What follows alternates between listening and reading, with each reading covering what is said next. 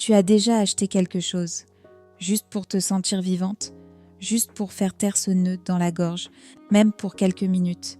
Peut-être que tu ne saurais même pas l'expliquer. Tu le ressens, c'est tout. Ce genre d'après-midi plus gris que le ciel.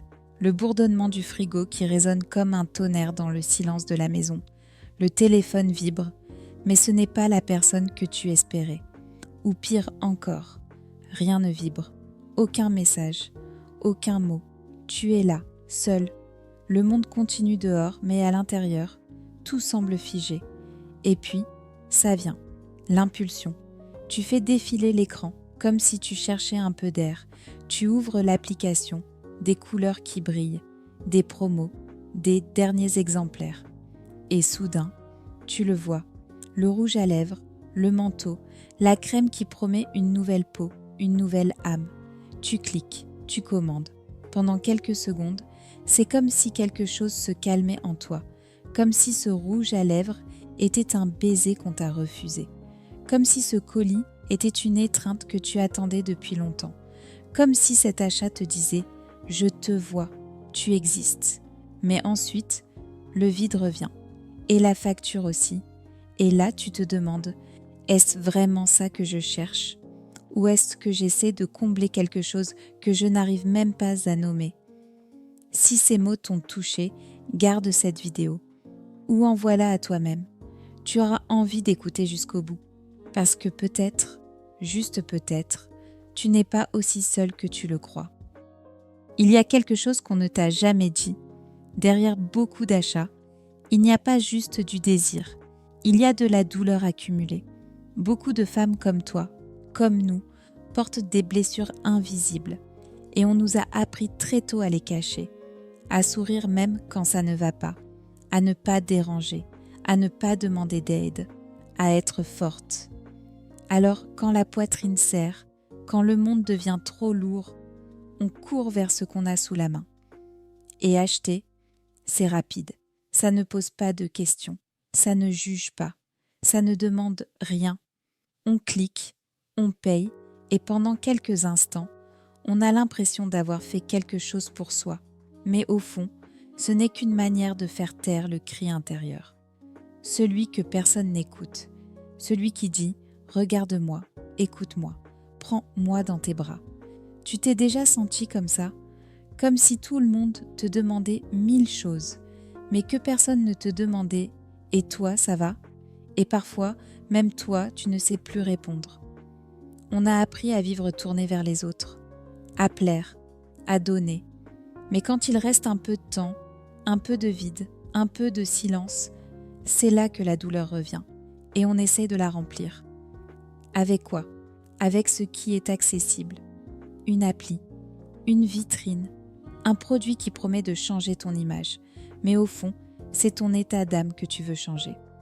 Oui, il y a un petit plaisir là-dedans, mais il y a aussi de la honte, de la culpabilité, la peur de regarder le relevé bancaire, de voir le montant, de se dire « je ne contrôle plus rien ».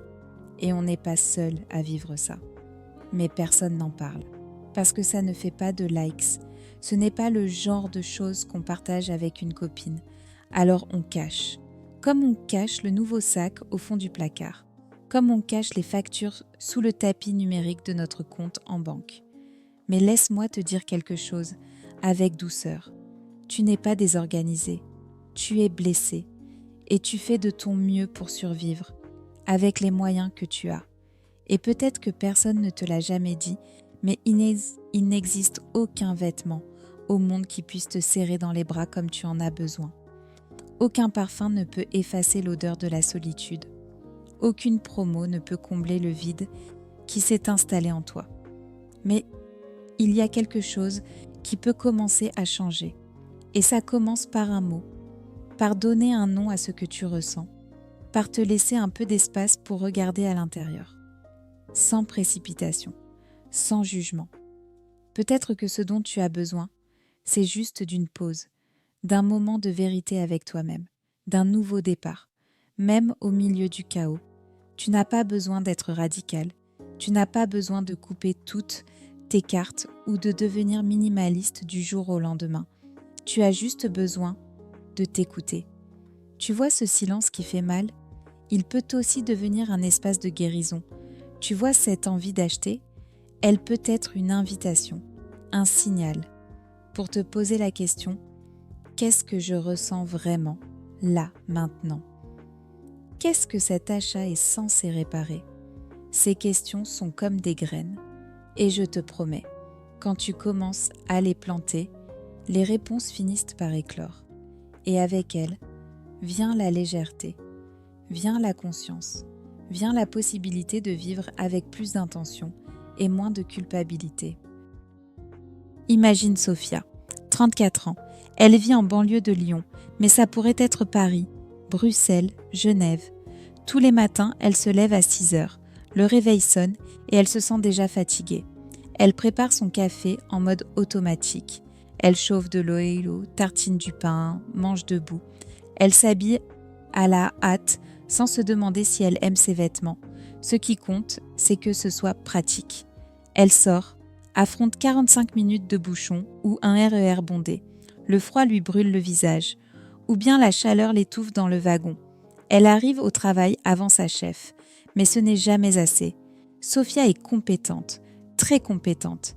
Elle exécute, elle organise, elle répond à tout, souriant discrètement, toujours disponible. Ses collègues parlent peu. Ses supérieurs ne la remercient jamais. Les journées passent, toutes pareilles. Parfois, elle déjeune seule, sur un banc, une baguette à la main. D'autres fois, elle avale vite fait son repas à la cantine tout en répondant à des mails. En rentrant chez elle, son corps réclame du repos, mais sa tête crie. L'évier déborde, le frigo est presque vide, son téléphone vibre, un message froid de son ex ou une notification de sa mère. « Tu viens quand ?» Son cœur se serre. Alors elle ouvre Instagram. Là-bas, tout semble plus doux. Une influenceuse montre un manteau sublime dans une vidéo rapide. La musique est légère, la lumière flatteuse. Sophia s'arrête. Elle regarde encore, et encore. Elle pense: il lui va si bien. Est-ce qu'il m'irait? À moi aussi. Elle clique sur le lien. C'est en promo. Derniers exemplaires. Elle commande. Pendant 2 jours, elle attend le colis comme on attend une validation, comme on attend d'être reconnu, comme on attend d'être vu. Quand le colis arrive, elle l'ouvre à toute vitesse. Elle caresse le tissu comme si c'était de la peau. Elle se regarde dans le miroir, enfile le manteau, se tient droite, sourit. Pendant un instant, elle se sent bien, plus belle, plus forte, plus elle-même, mais quelques minutes passent. Elle enlève le manteau, le range sur un cintre. Elle prépare le dîner, regarde ses messages, et la sensation disparaît. Dans le miroir, elle ne voit plus cette force. Dans son âme, le même vide. Le manteau est là. La dette aussi.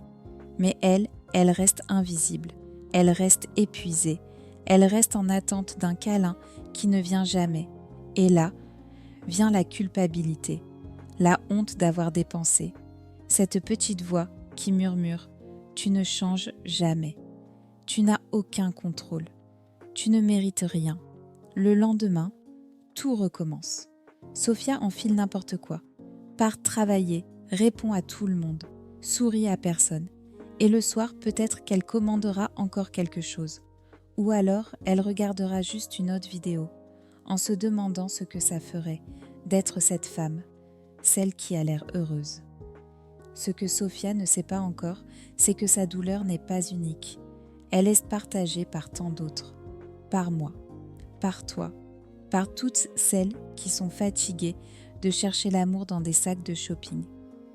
Des femmes qui voulaient juste être accueillies, mais à qui on a appris à consommer. Des femmes qui ont confondu la valeur d'un vêtement avec leur propre valeur. Des femmes qui se perdent dans leur armoire, en espérant s'y retrouver.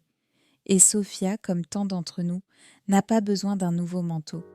Elle a besoin de présence, de pause, d'affection, d'un espace où elle puisse dire « Aujourd'hui, je ne vais pas bien » et être quand même entendue, et être quand même aimée. Peut-être qu'à ce stade, tu t'es reconnue. Peut-être que tu as même les larmes aux yeux. Et tu sais quoi ? Ce n'est pas un signe de faiblesse, c'est la preuve que tu ressens encore. Et quand on ressent, c'est qu'on est en vie. Et tant que tu es en vie, tu peux changer. Mais attends, il ne s'agit pas ici de tout bouleverser du jour au lendemain. Pas besoin de devenir minimaliste radical, ni de couper toutes tes cartes bancaires, ni de te priver de tout. Il s'agit simplement d'apprendre à t'écouter avant de réagir. Il s'agit de créer des gestes qui te soignent vraiment, au lieu de te laisser vide ou coupable après. Alors je vais te proposer quelque chose de simple. Rien de magique, rien qui coûte de l'argent, juste un peu de présence et un peu de douceur. À chaque fois que tu ressens cette envie d'acheter, n'importe quoi, un vêtement, un rouge à lèvres, une déco, prends ton carnet ou ton application de notes et écris « Qu'est-ce que je ressens là maintenant ? De quoi j'ai vraiment besoin ? Est-ce que cet achat va m'apaiser ou juste me distraire de moi-même ?» Tu n'as pas besoin d'écrire joliment. Tu écris comme ça te vient. Même si la réponse est « je me sens seule, je me sens moche, j'ai juste envie de ne plus penser ». Nommer ce que tu ressens, c'est un acte de courage. Et c'est déjà un pas énorme vers la conscience. Petit à petit, tu vas remarquer un schéma. Peut-être que tu achètes après chaque dispute. Peut-être que le dimanche après-midi, tu te sens vide. Peut-être que tu compenses un manque d'amour par des objets. Et cette prise de conscience, elle change tout. Chacune de nous mérite un petit refuge, un endroit intérieur où se réfugier quand tout devient trop. Crée ton rituel perso avec des choses simples, des choses douces, des choses à toi. Une playlist de chansons qui te calment, une tisane chaude au bord de la fenêtre sous un plaid, une douche longue avec un savon qui sent bon, un message vocal envoyé à une amie de confiance. Écrire, dessiner, danser, pleurer, ce que tu veux. Ce n'est pas rien, ce sont des gestes d'amour envers toi-même, même si personne ne les voit, même si personne ne les valide. Toi, tu sais, toi, tu les ressens. La prochaine fois que tu veux acheter sur un coup de tête, mets un rappel de 24 heures sur ton téléphone. Juste pour voir. Ce n'est pas un non, c'est juste un pas maintenant. Tu vas voir, souvent, l'urgence disparaît. Ce qui semblait vital ne l'est plus tant que ça. Et si ton envie venait d'un mal-être émotionnel, ce qui est souvent le cas, ce temps va t'aider à voir plus clair. Parce qu'on ne veut pas vraiment l'objet. On veut ce qu'on croit qu'il va nous faire ressentir. Aujourd'hui, juste pour aujourd'hui, je te propose d'essayer. Quand tu sens l'envie d'acheter, note ce que tu ressens. À la place, choisis un moment à toi. Fais-toi un thé, mets ta chanson préférée ou appelle une amie. Et ensuite, si tu veux, reviens ici et écris en commentaire. Voici ce que j'ai découvert sur moi. Ce simple geste, t'arrêter, ressentir, prendre soin, c'est déjà une révolution douce. Et c'est le début d'un chemin. Acheter n'est pas le vrai problème. Ça ne l'a jamais été. Le vrai problème, c'est le vide qu'on n'ose pas nommer. La douleur qu'on n'a jamais pu déposer quelque part. La tristesse qu'on a appris à cacher. La solitude d'une vie où tu donnes tout et où tu reçois si peu. Tu n'es pas faible, tu n'es pas trop, tu n'es pas incapable de gérer ton argent. Tu es juste fatigué et tu fais de ton mieux pour t'apaiser avec ce que tu as. Parfois, cet apaisement arrive dans une boîte, dans une notification, dans un colis qui fait battre le cœur quelques secondes. Mais après, le cœur se serre à nouveau. Et tu te demandes, est-ce que je suis juste ça, une acheteuse, un panier rempli ? Et la réponse, c'est non, tu es bien plus.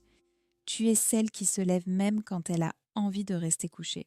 Celle qui écoute les autres, même quand elle a besoin qu'on l'écoute. Celle qui tient bon, même quand tout en elle a envie de lâcher. Et ça ne s'achète pas.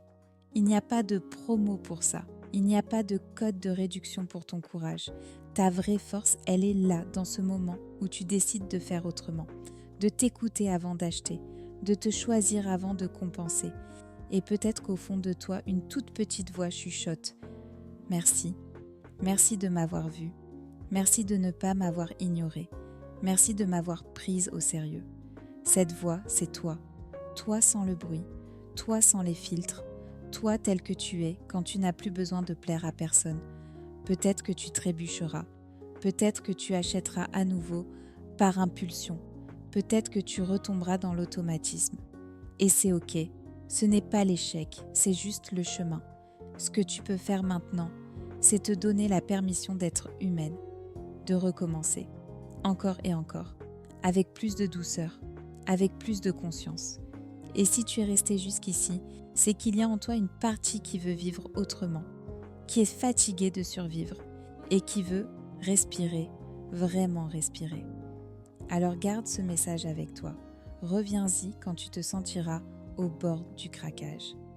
Et si cette histoire t'a parlé, si tu t'es reconnu dans Sophia, si toi aussi tu veux sortir de ce cycle épuisant, partage cette vidéo avec une amie, celle qui semble forte mais qui est en train de s'effondrer en silence, celle qui pense qu'elle est seule mais ne l'est pas.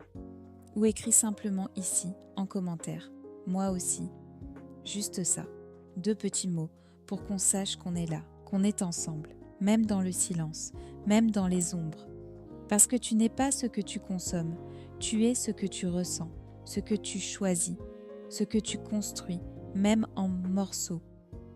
Respire, offre-toi un instant de calme et rappelle-toi, tu mérites une vie douce et possible.